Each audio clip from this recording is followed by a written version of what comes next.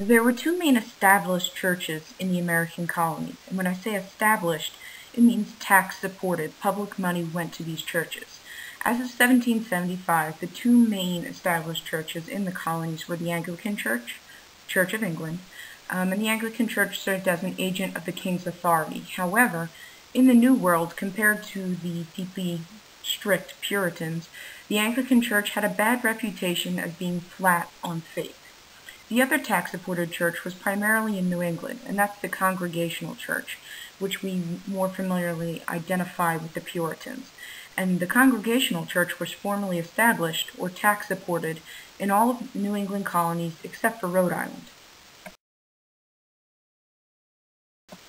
These two charts are from page 97 in your textbook, and they show the different established churches by colony, as well as an estimated religious census of the American colonies, both on the eve of the Revolution in 1775. As you can see, nearly all of New England is listed as Congregational. The southern colonies are Anglican, and the middle colonies list no formal church allegiance, with the exception of some Anglican regions in New York. As for the population, Congregationalists outnumbered Anglicans by a slim margin, about 75,000 people.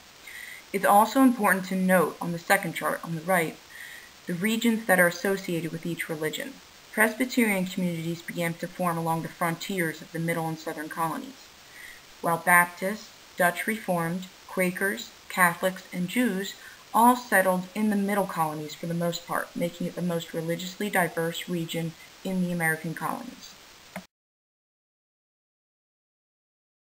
In some ways, it can be said that religion actually fostered a spirit of social rebellion in the 13 colonies. Congregational ministers preached about the sinful world and the need for rebellion from unholy authority. On the other hand, Anglican clergy focused on the Bible instead, showing indirect support for their boss, who of course was the King of England. On the eve of the Revolution, England wanted to increase religious control in the Americas by expanding their religious organization of bishops and their Anglican hierarchy to the New World.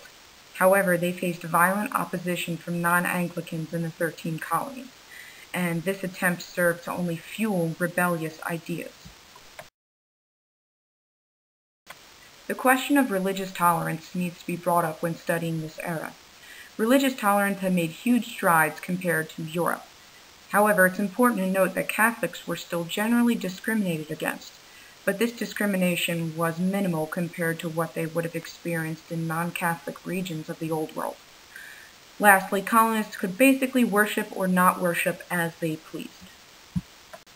The question of religious tolerance is also brought up when studying this era.